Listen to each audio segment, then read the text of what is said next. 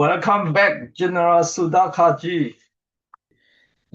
Thank you once again for inviting me for your very elite and distinguished platform, Global Digest, the Global Digest. During partition, Bangladesh became East Pakistan, and the main reason partition is because of Pakistan, East and West Pakistan. They claim they are Muslim. The main reason of Muslim. So it was unavoidable, and as you explained last time, it was partition. Why did the partition take place? Very briefly, I'll come to the core issue. Just allow me to explain why partition took place. Partition took place, many people like you, me, and others, we are under the impression it took place because of religion, because of language, because of two nation theory. At that point in time, Jinnah was the nominated leader of the Muslim League.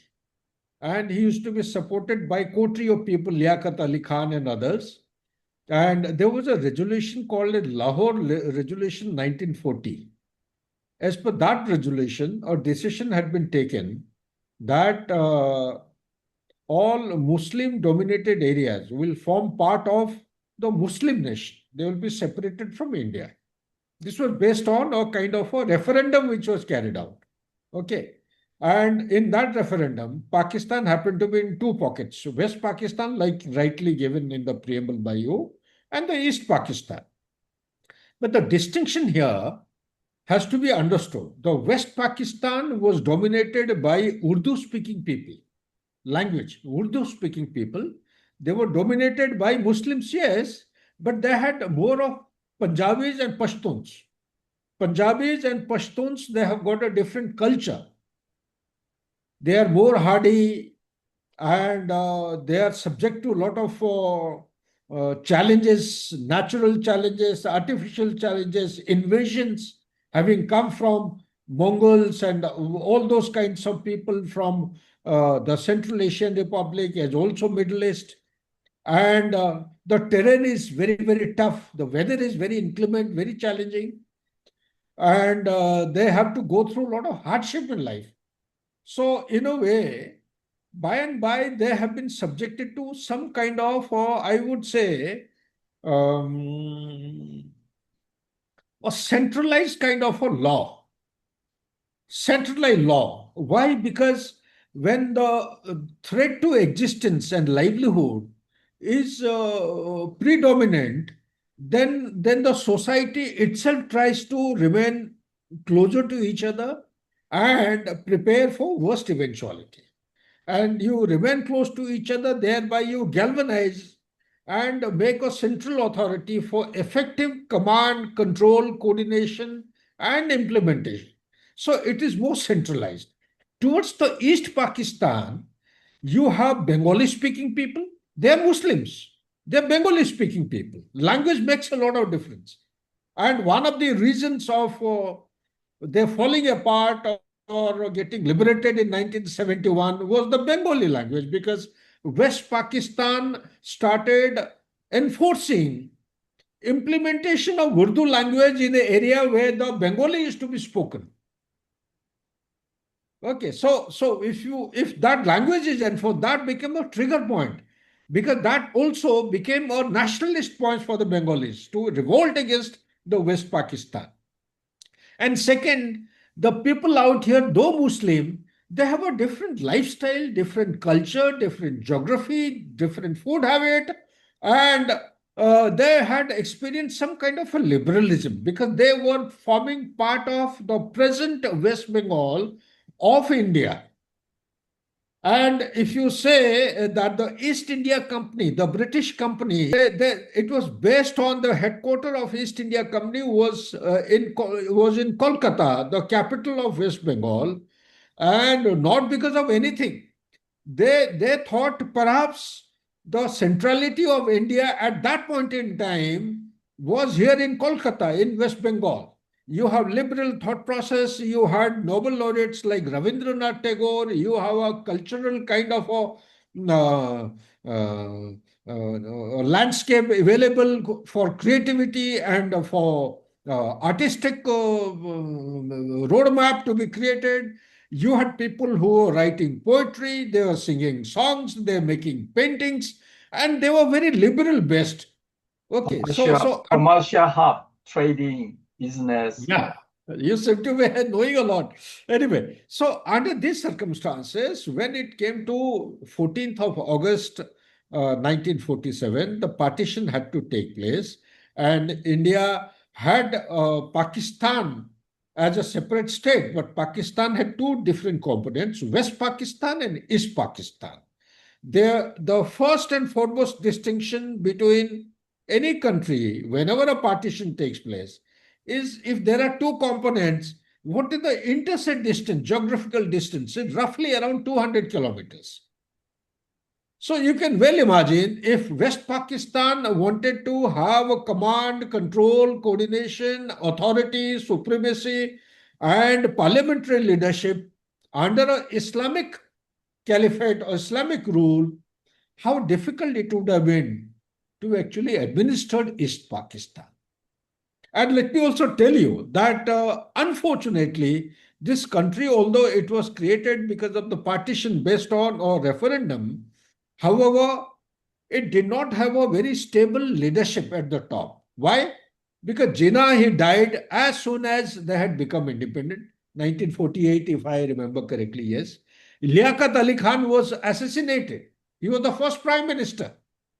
So the founding fathers who had conceived the idea of Pakistan, after they pass away, then who next to carry forward the legacy point or the visionary leadership which their forefathers have shown? There was nobody. There was a vacuum created in Pakistan, because of which 1958 to 1962, one. Second, 1968 to 1972, second one, or 1971, you say. So these are the two windows where both West and East Pakistan had to experience the military or the martial law, the military rule. When they came under the military rule, the lifestyle changes, the culture changes, the living habit changes, your accountability changes. Your ecosystem of survival also changes. Okay, and East Pakistan, by virtue of being different in language, different in culture, and about 2,000 kilometers away from West Pakistan, where the headquarters of Pakistan was located, started getting neglected financially, materially, resource point of view, as also, you see, there is an old saying as far as the administration is concerned. You see, out of sight, out of mind. So they started suffering the very definition of what I have just said, out of sight, out of mind. There was total neglect. There was no socio-economic development, no money allocated for education, no money allocated for health, welfare, etc., no societal development. As a result, the revolt started gradually and slowly. And when East Pakistan was subjugated, you see what happened. There was an election held in 1970. Before the elections, there was also a municipal or lower level administrative election held. In those days, there used to be a party called as, even now also there is a party by the name of Awami League. Awami League is to be headed by Mujibur Rahman, whose daughter is Sheikh Hasina, who is on exile. She is in India now. Now, in the district level or subdivisional level elections, which was held about sometime before 1970 December, the election result had revealed that Awami League was in power. Awami League is predominantly towards East Pakistan, and Pakistan had a different configuration. They had People's Party, People's Pakistan Party. They had two, three other names existing. However, none of those parties came into existence in the parliament of Pakistan. They did not dominate the Awami League. the election which was held in December to 1970, in that the Awami League had actually got the majority. Majority, if you Google up and find out the meaning of majority in the parliament, it says anything more than 50% is majority. Absolute majority, when you talk about it, is the two-third majority. Generally, this is the interpretation. But even that two-third also is not defined anywhere. It says anything more than 50% is majority, is absolute majority. Okay. So, but Awami League had got almost close to two-third majority of the parliament of Pakistan. This was not accepted by the Pakistani, West Pakistan leader, and they did not want to come under Mujibur Rahman, who was a leader of East Pakistan. So they said, no, the results will not be announced. They kept on delaying. They kept on delaying, and Mujibur Rahman, sometime in the month of March, 17th March 1971 or so, he declared that if you do not accept the result, I am declaring independence of Bangladesh. Well, he declared independence. Only majority mean not just East Pakistan voter, even West Pakistan Yes, voter, Pakistan. Yes, they yes, didn't vote that, so that become correct. majority because a lot Absolutely. of West Pakistan also voted. Absolutely. Absolutely. Yeah, I've got the date. 27th of March 1971, Sheikh Mujibur Rahman, he declared Bangladeshi independence from Pakistan. When he declared the independence, thereafter, you know that Operation Searchlight was unleashed by Pakistan as a very aggressive, very punitive kind of an exercise undertaken by Pakistan, wherein they started unleashing atrocities on the East Pakistan or Bengali Muslims. And that resulted in the movement of almost close to 12 to 20 million people. They were displaced. The refugees started coming to India, and 3.3 million people, they crossed the border, and almost about 2 million people, they reportedly they had died. Okay, so this is the kind of figure which had actually resulted, and thereafter, at the request of Bangladesh, by the people of Bangladesh, since we are suffering, India was suffering, India went in to liberate Bangladesh, and Bangladesh was liberated in December 1971, and finally it became independent parliamentary democracy on January 11, 1972. In short, uh, Anwar League was a majority at the election. You want to say Bangladesh partition from Pakistan because of Pakistan did not accept or ignore the election, the result, which Anwar League was majority. So if Anwar League become government in Pakistan, it won't be partition. You want to say like that? Because yes, Bangladesh, absolutely. they The ignore West, or neglected Anwar League majority. Uh, they win at the election. the people of West Pakistan did not want to come under the leadership of Mujibur Rahman, whom they thought they were second-class citizen in the Pakistan. That was, for lack of correct expression, I'm saying they considered themselves, West Pakistanis considered themselves as somebody superior, someone, people who took it as a loss of face, as a humiliation to be ruled under a East Pakistani leader who was enjoying a thumping majority because of the elections held in December 1970. I see. So far, so good. So So now, far, before Bangladesh independence, during they yeah, were in together, East and West Pakistan together. Anybody from Bangladesh, they were never prime minister position or president position. They did not receive any position. no, no, no, no, no. They used to be grossly neglected. Mujibur Rahman is the leader. You see, whenever the democratic form of government came to power, they were replaced or displaced by the military law. I'm saying 58 to 62 is one window, but prior to that, there was a constitutional crisis of 1953 to 1954.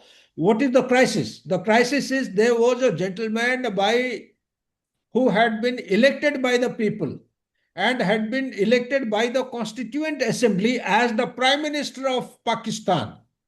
But he had to put up his resignation because on the dictates of the chief of the governor, that is the army chief gave the directions that he also was having some affiliation with the East Pakistan.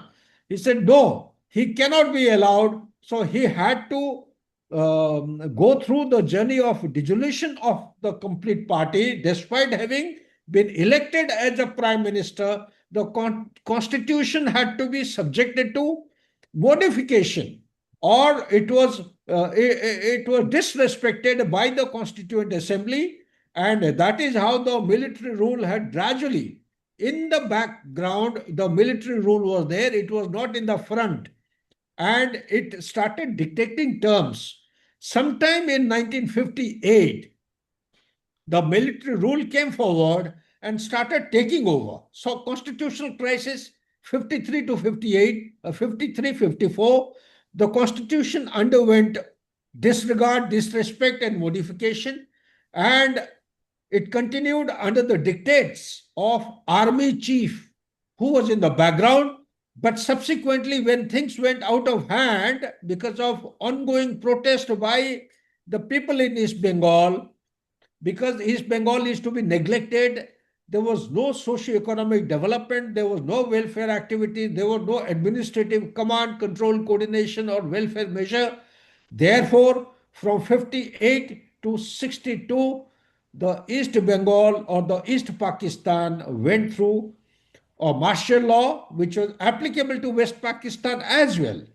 And thereafter, it carried on from 68 to 71. 71 is the year when the conflict took place.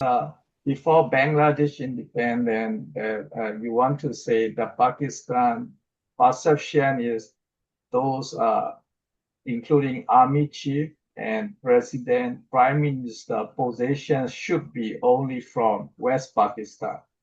They have a kind of a mindset, so they never allow East Pakistan to be high level position, important position. Once Anwar League Party led by East Pakistan win election, that time the Pakistan made a military rule and they neglected East Pakistan. We want to say like that.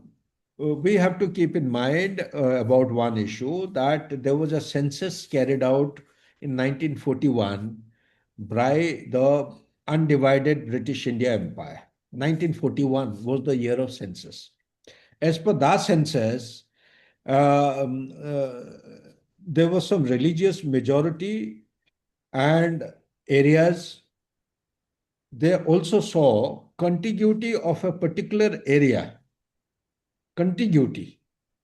And when Mr. Radcliffe was brought in at a short notice, he was to draw the line. Do you know the boundary between India and Pakistan is such a complex issue? I'm talking about West Pakistan. This boundary was drawn within a week's time. Radcliffe he himself did not know what language people are speaking, what was the religion, what was the culture, how they were divided, East Pakistan and West Pakistan. And I would say, to large an extent, as a student of history, geopolitics, and strategy and security, I would say it is incorrect to blame the history, but it is correct to pinpoint the mistakes so that we do not repeat the same mistake. Radcliffe, to the best of my understanding and knowledge, did not have the full knowledge and the complexity of West Pakistan and East Pakistan at that point in time when he drew the line. The line of Radcliffe, which actually demarcates the boundary between Pakistan and India, West Pakistan and India, East Pakistan and India. were drawn within a time period of 7 days without knowing the intricate and the complex issues of the religion, of the culture, of the aspiration of two nation theory. Within 7 days, you can check up, Google up, and find out. The most important thing is the easiest path which was chosen was contiguity of a particular area which was predominated by a particular composition of people to a piece of land, regardless of the religion. This was the predominant factor. An easy way out was chosen, which you have caught on. You have caught on very rightly. I must compliment you. And to read out the text from one of the official documents, it says the Chittagong Hill Tracts was not taken by India in the partition because the Ratcliffe Commission, which drew the border, primarily used religious majority based on the 1941 census to assign territories. Number 1 point. Number 2 point. While the CST, Chittagong Hill Tract, CST, in short we call it CST, while the CST had a non-Muslim majority, they're basically Buddhist and Hindus. Okay. While it had a non-Muslim majority, it was contiguous to East Pakistan, and despite protests from local leaders, the decision was made to award it to Pakistan. So what do you infer? I infer, as an Indian citizen, that there was some hidden agenda behind this to leave behind pockets of resistance in the border areas and make them contiguous to non-religious affiliated community so that they become trouble spots in future, so that India is subjected to criticality and crisis, so that India is subjected to division, and they keep on compounding the fault line which we already have in terms of religion, in terms of language, in terms of ethnic diversity, in terms of a number of states and union territories, so that India does not remain as a consolidated and integrated nation state. We, fortunately, we have disproved, we have proved them to be a myth. Because if you recall, Winston Churchill, when he was the prime minister, he did not take it too kindly. When the revolution for independence was going on in India, Quit India movement, and thereafter, they did not take it kindly. They just gave it to India with a vengeance because they were, defeating swarm. They were actually going down the drain of their effectiveness as a global superpower. They were losing their shin. They're losing the military might. At that point in time, with disgust and frustration, Winston Churchill has said, ki, hell to them, let the country be divided and let the country be broken. And he had given a forecast that India would be collapsing in no time. It cannot live for so long like the way we are building our nation to become a global power by 2047 or earlier than that. Right. So, So there was a hidden agenda as far as my understanding is concerned. right. So, your point is that was divided. I mean, partition was happened without properly preparation. It's abruptly did partition and made a territory as Pakistan, a country territory. 1948 was the year it had been decided by the Britishers to give independence to India and create this division between India and Pakistan. Abruptly, I think 2 or 3 Right. months, August, it was in the month of June or July, they suddenly decided to advance the date from 1948 to 1947. It Right. was in the month of June or July they decided. So firstly, look at the abruptness of drawing of boundaries, disregarding the issues of contiguity of the religion. Okay, and drawing the line wherever one thought was appropriate. The census had been carried out in 1941. So under this circumstance, the partition was doing, and there was millions of people moving left, right, and center. There were refugee crisis, millions were dying. Okay, under these circumstances, this was created, it was ignored at that point in time, which I personally feel it should have become part of India. It should have come to India rightfully. And now India must actually take it back if a situation comes our way. I see. That is what I see. Then I guess everybody agree during 1947 partition between India and Pakistan. It was abruptly happened without any proper proper preparation for, especially for territory and boundaries. So everybody agree, I guess. Everybody know it was abruptly, and the thing that abruptly included a lot of mistake, mistake territory, boundary, and many other things, as you mentioned, refugees and other things. So it's happened that partition continue, and again within partition in Pakistan, West and East, and Bangladesh would become again uh, independent. Then Bangladesh heritage from Pakistan, territorial boundary during partition. So, but maybe Pakistan may say Bangladesh was partition because of India intervention. Uh, you want to say Chittagong Hill was, or isn't in Tripura territory even in 1941? Because in some it's mentioned Tripura territory. That was big Tripura territory. But absolutely. you said Yeah, it is Bengal territory, or in 1941. Based on that, that made partition and included in Pakistan. So I'm not clear that 1941 or before or after how they may designate that territory. absolutely. I agree with you. If I respect my memory, uh, historically, this particular patch used to be part of Tripura. If I not Tripura, I think Assam, Tripura. I think you are right, Tripura. I need to actually go back in time and check up. And logically speaking, it should have become part of Tripura. Logically speaking, if I recall the map correctly, but certainly not East Pakistan, certainly not Bangladesh, a Hindu majority area which has been deliberately or inadvertently left with the Bangladesh. And the very creation of Bangladesh was on the premise of Muslim dominated area.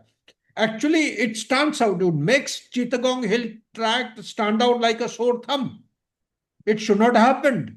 If it has happened, why did the people not actually take cognizance of the issue at that point in time?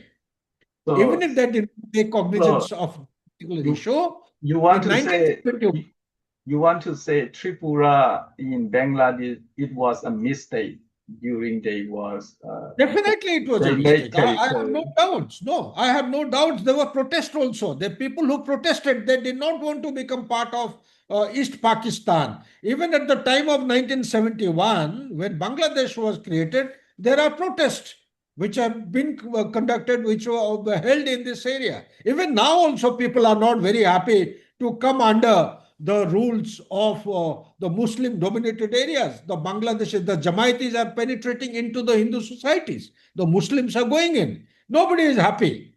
Okay, so therefore they also are have been demanding from time to time either autonomous status, or they have been demanding total free independence. So that, and given a chance, I think India must take the call and must take Chittagong Hill Tract back, merge it with India whenever the earliest opportunity comes our way. Earliest opportunity. I think these are my personal candid views, because otherwise, a small issue like Chittagong Hill Tract, if it is left unattended, may turn out to be of a potential trigger to unleash an avoidable conflict between Bangladesh and India in future. given what is happening in Bangladesh today. Bangladesh today is not what is to be in during Sheikh Hasina's time. Sheikh Hasina was the Prime Minister of Bangladesh for 15 long years. She brought in a semblance of orderliness, a semblance of administration. The country from least developed country, it jumped to become a leading economy amongst the developing countries. Look at the GDP, look at the per capita income. Today, the GDP of Bangladesh is higher than that of the GDP of Pakistan. The per capita income, if I remember again, it is higher than Pakistan. The per capita of Bangladesh, I've got the data here, is $2,730, and the per capita of Pakistan, West Pakistan, is $1,643. The GDP of Bangladesh is is 475 billion nominal and 1.78 PPP terms, trillion dollar. Nominal is 475 billion. Pakistan is 373.08 billion. You see, what I'm trying to bring out is look at the tiny nation state. 17 crores here. Pakistan has got 25 crores or 250 million people. Over here, they have got 170 million total population. Look at the size of the country. The economy is smaller. Despite that, look at the way and the turbulence they have had from 5th of August 2024 till now. Despite that, the country is still holding out. Chittagong Hill Track, you strongly recommended to pay attention about Chittagong Hill Track, and you also mentioned Chittagong Hill Track should be reunion with Tripura or part of India. You see, this is very important. People have to understand. You see, the partition plan was based on the 1941 census. This I have clarified. Okay. And which was used to create a Muslim majority Pakistan and a Hindu majority India. Although the CST or the Chittagong Hill Tract had a non-Muslim majority, which you agree, I also agree, its geographical location was deemed a factor in its award to East Pakistan. The location was such, it was contiguous to East Pakistan. The local leaders, particularly the Chakmas, protested against the award. At the time of award, they protested and they had received assurances from India's Congress leaders. They had received assurances from Indian Congress leaders that they would be included in India. However, the announcement on August 17th, 1947 came as a shock to them. This is on an official document. I am reading out the text to you from an official document, and the Indian government did not officially take the CST, and the efforts by local leaders to seek support from India were ultimately unsuccessful. The government, though sympathetic, did not intervene to change the Radcliffe Award. We should have protested. India has got I would say, casus belli, for lack of correct expression, I would say a casus belli to take a CST back, not to give it to East Pakistan or Bengal or East Bengal, the Bangladesh. The CST was designated as an excluded area by the British in 1935 for administrative reasons. Some sources suggest this administrative classification played a role in the British making the decision to include it in the territory of East Pakistan. It was deliberately done as far as my understanding is concerned. The decision to award the CST to Pakistan is considered by many as a betrayal, B-E-T-R-A-Y-L, betrayal by India, leaving the region under Pakistani rule and causing a lasting sense of injustice among the local population. What more do you want? It is there. I have read out the text. Right, right. I mean, it's historically that was complicated. It was a blunder. It was not a blunder. I would say Right, right. it was a premeditated act. I mean, because of partition, there was a lot of mistake.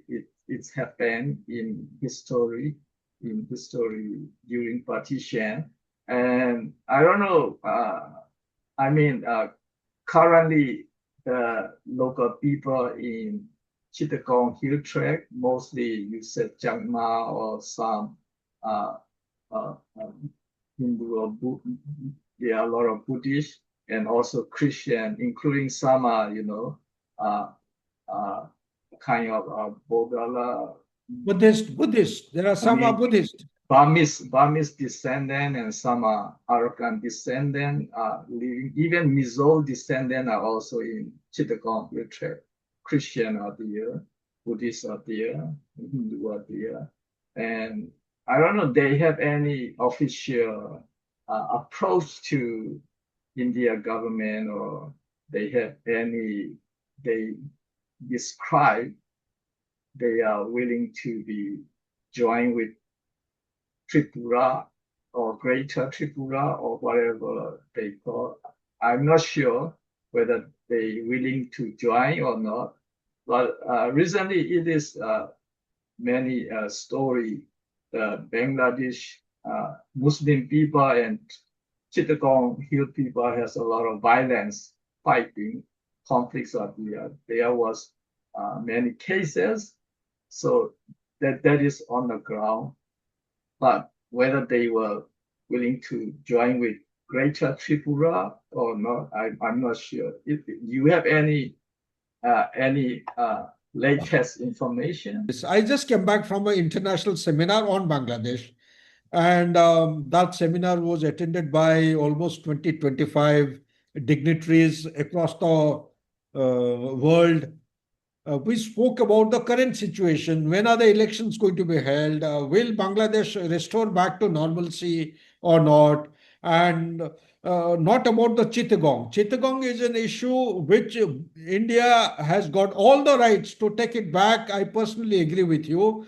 Whether it is Tripura or part of Assam or whichever province it is contiguous to, I personally feel that it should be taken back sooner or later. Otherwise, it has got the potential to flare up and become a future flashpoint. And this can be taken, exploited by people inimical to the religious, the safe and the secure livelihood of the Hindu dominated society there.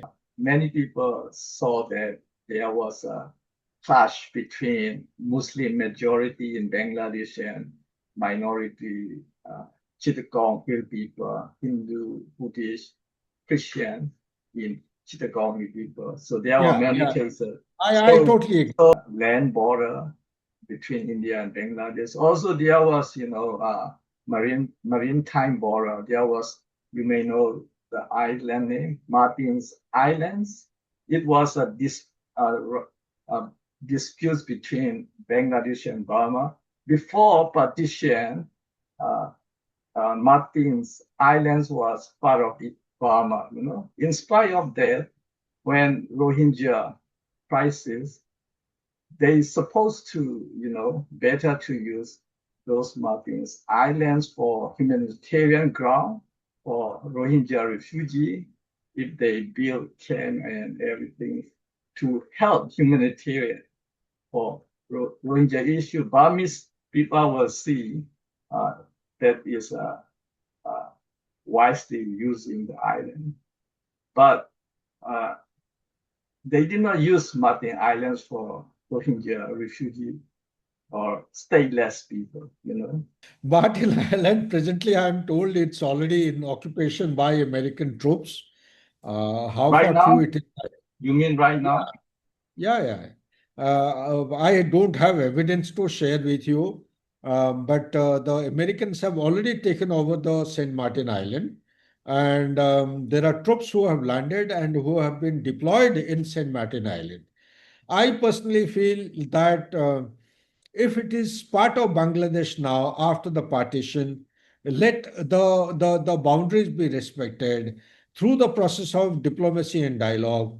If it is for larger good of rules-based international order, I know why America wants St. Martin Island. St. Martin Island will give a foothold to Americans to counter, to contain, counter, and need be, if required, contest the expansion of China's dominance in the Southern Asia or South Asia, which I feel is very good. You see, the hidden agenda or the stated objective or unstated objective is very, very good and progressive.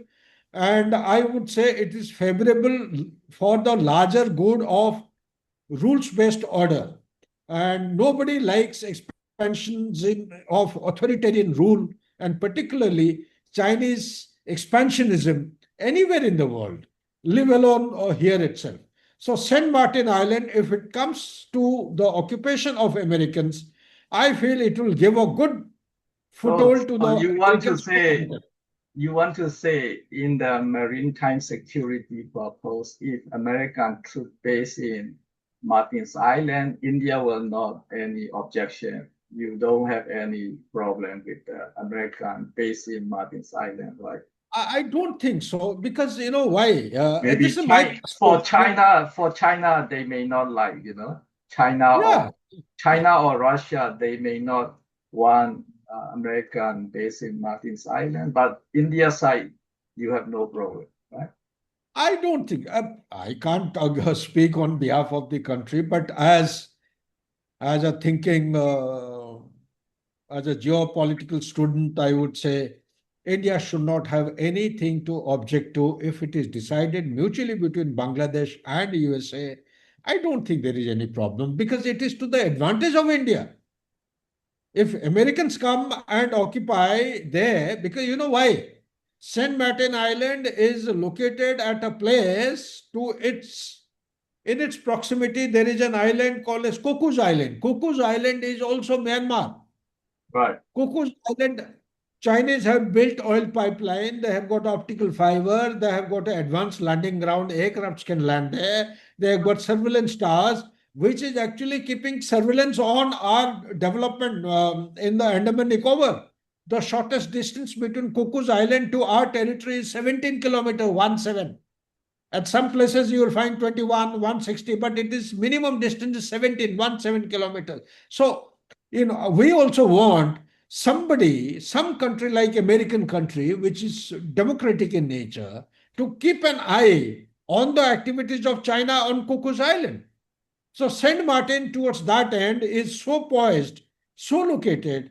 It is not only keeping an eye on the Cocos Island, but also there is a port called as Chakhu. Chaoqiu, that is a Chinese gas and pipeline base. Chaoqiu deep sea port, that is very crucial for uh, China to directly transport all the gas and energy from Middle East and all this, maritime transportation that pipe directly go to China.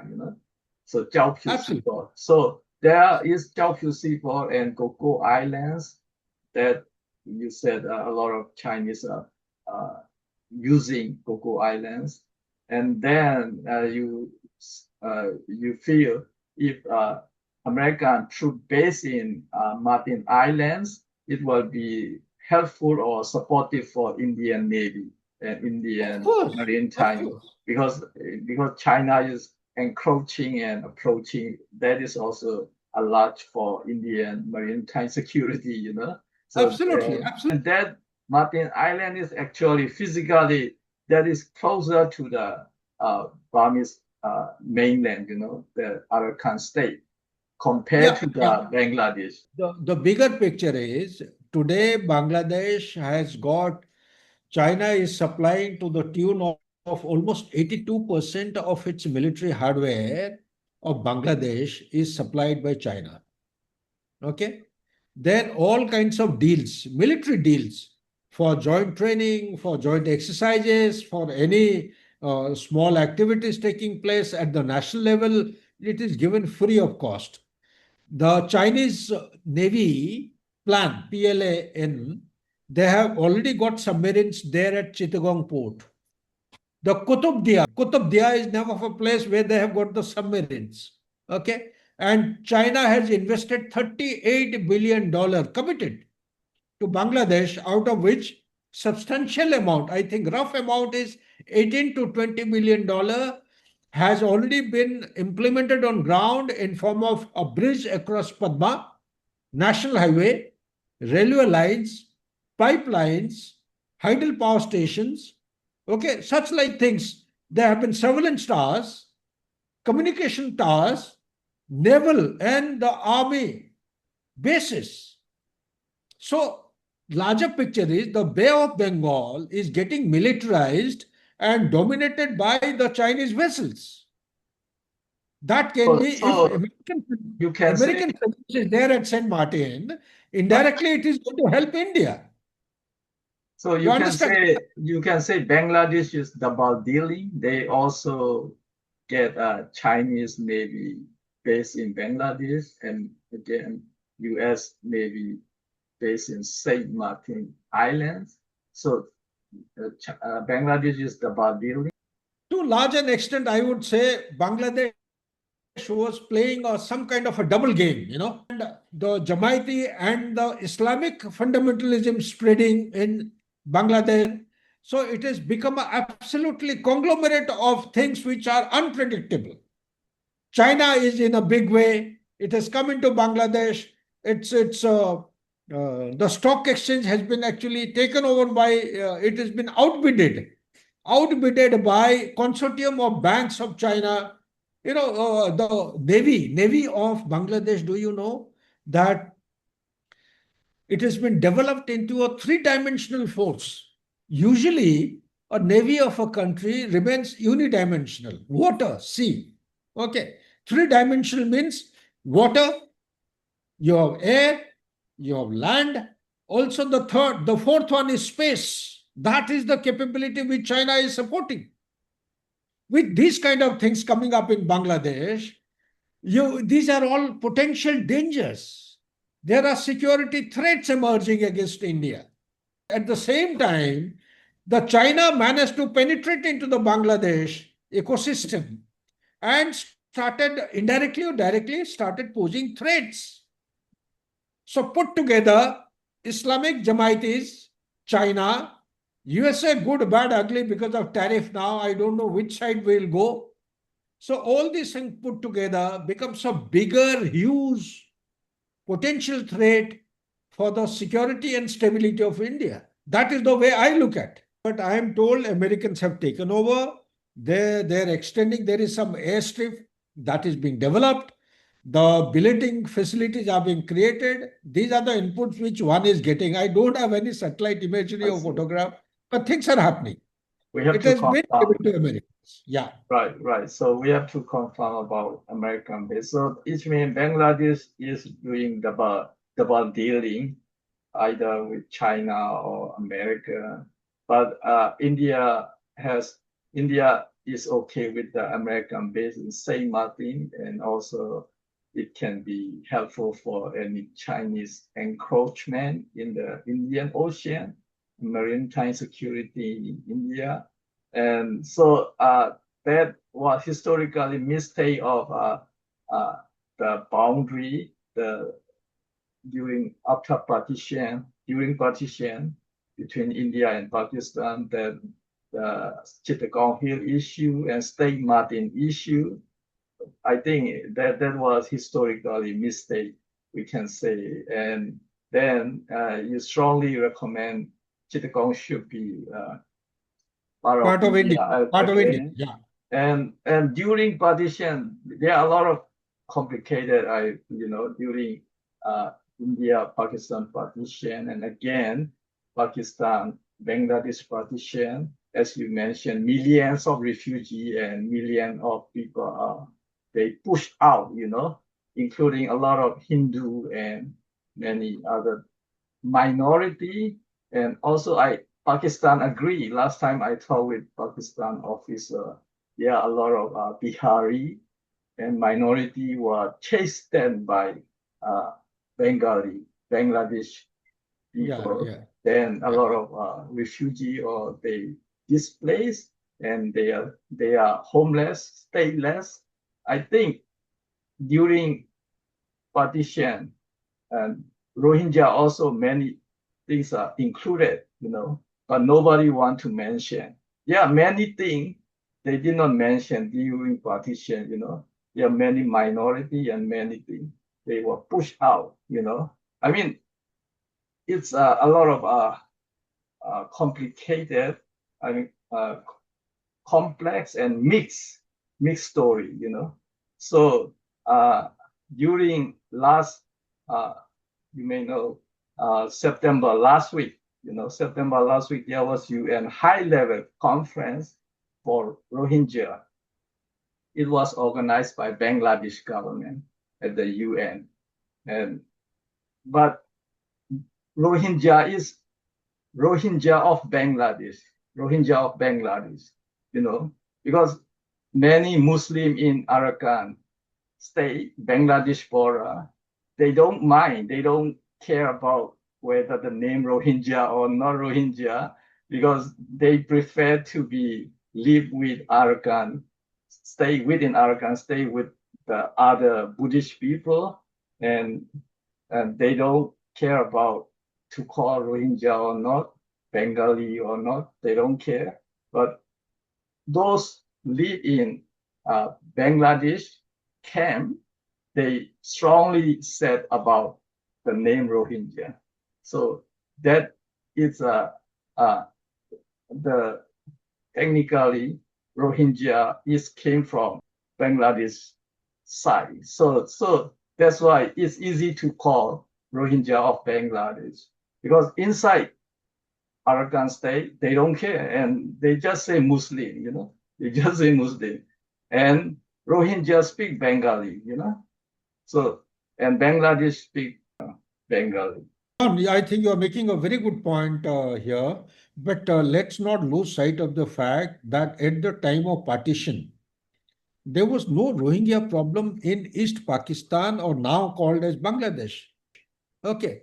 And the adjoining area was predominated by the Rohingyas. What you are saying is correct. These are Muslim. Unfortunately, what has happened, British India Empire, they invaded, they looted, they did everything from all over the world. But at the time of their departure, when they went back to England, they did not ensure proper demarcation of the boundaries or thought through. They did not apply themselves. They were done in an ad hoc basis, abruptly, all of a sudden, without any thought. This is another point which you are giving. I agree with you. Rohingyas are considered as Bengalis in Myanmar because they speak Bengali. Sorry, Muslims. They are Muslim. Also, they They're speak Muslim. Bengali. They They also speak Bengali because it is contiguous to the Chittagong area. Chittagong area, it is contiguous. It goes, the geography is such. It is something like, sorry, I should not be discussing, but the fact of the matter is, between Myanmar, present Myanmar and India, if you look back historically, the old Burma was part of undivided British India Empire. Burma is part of British, not part of India. Part of India. I know that. And What I'm saying is, because what British Empire, including Burma, even Malaysia, Singapore, even last time we talked about, you mentioned the southern part of China, also British Empire. So broad British Empire. So we can say Burma is part of British, but not part of India. no, Bangladesh and Pakistan is definitely part of India. yeah. So no, the point that I'm trying to make is that Burma was part of undivided British India Empire. Undivided British Empire. Okay. British Empire. That is the point Mizoram, I'm saying. Mizoram, Manipur, Nagaland, Mizoram. Yeah, sorry, they, I they forgot. are their own identity of ethnic group between India and Burma. But during Very good. British boundary, it was in the middle of those ethnic group. They make boundary line, so it was Absolutely. two part, and they are still uh, opportunity to visit by 60 kilometer freedom of Oh, movement. no, brilliant, So brilliant. I admire your intellect, the way you are connecting. Now you have reminded me of a good thing. You see, Chittagong Hill Tract has got a boundary with Tripura to the north, and to the east is Mizoram. right. So when you are talking about the contiguity, It was forming at that point in time contiguous to Tripura as also Mizoram. Okay, I was missing the name. Now you reminded me. Mizoram also has got border with Chittagong Hill Tract. Exact distance I don't remember, but northern border is with Tripura, eastern border is with Mizoram. So that is actually, it plays either way. So the suffice to say, I think a lot has happened, a lot will happen in future. I think I think some sense will prevail if we take a logical course of action to ensure rules-based international order.